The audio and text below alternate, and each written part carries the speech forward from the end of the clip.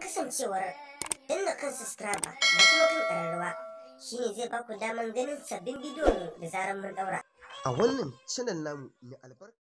A'udhu billahi minash shaitanir rajim. Bismillahir rahmanir rahim.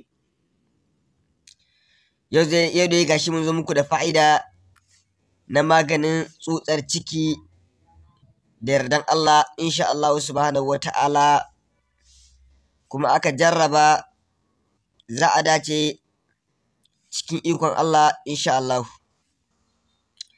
Da haka ku daure ku saurari wannan bayani da za mu yi har ya zuwa ƙarshe, kuma da Allah ku daure ku ringa mana subscribe da kuma like da ƙararrawar sanarwa da kuma yin sharing ɗin bidiyon mu domin 'yan uwa musulmai su ma su gani su amfana.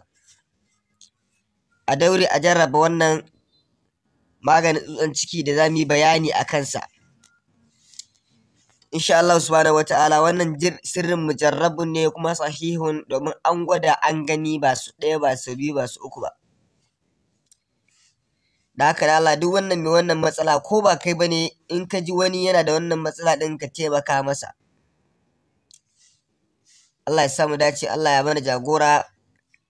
Za mu yi bayanin yadda ake haɗa wannan sirri dalla-dalla insha Allah subhanahu wata'ala. Wannan da kuke kallo za mu yi bayani a kansa tafarnuwa da kuma ganyen gwanda, yadda ake haɗa su wajen magance tsutsar ciki cikin yardan Allah. Maganin tsutsar ciki mujarrabun insha Allahu, duk wanda yake da wannan damuwar ta tsutsar ciki ko kuma macijin ciki, to ana samun ganyen gwanda a dake shi ya zama gari.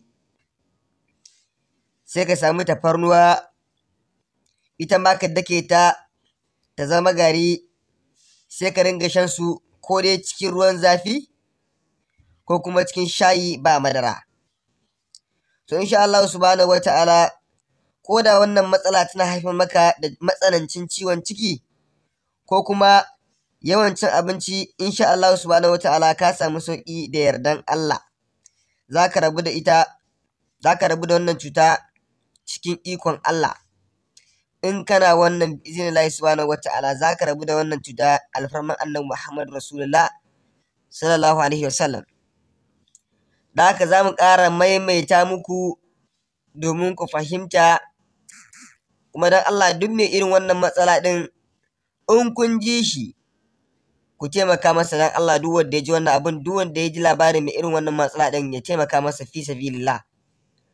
Mu da hanyar da za ku ba ta taku gudumawar dai kawai shine hanyar danna mana kan subscribe da kuma like da ƙararrawar sanarwa, domin samun sabbin fa'idar mu da zarar mun ɗaura nan gaba.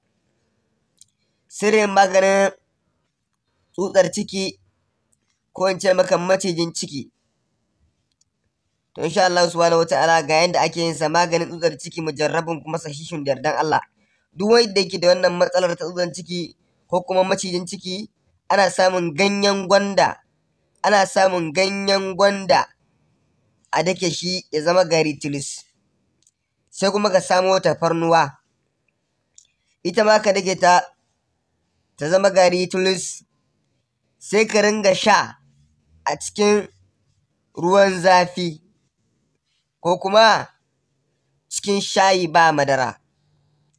Ka ringa barbaɗa garin kenan, bi ma'ana garin tafarnuwa da ganyen gwanda ɗin kana barbaɗa su a cikin wannan ruwan zafi ko kuma shayi ba madara, kana sha insha Allah subhanahu wataala za ka rabu da wannan matsala alfarman annabi Muhammad Rasulullah sallallahu alaihi wasallam.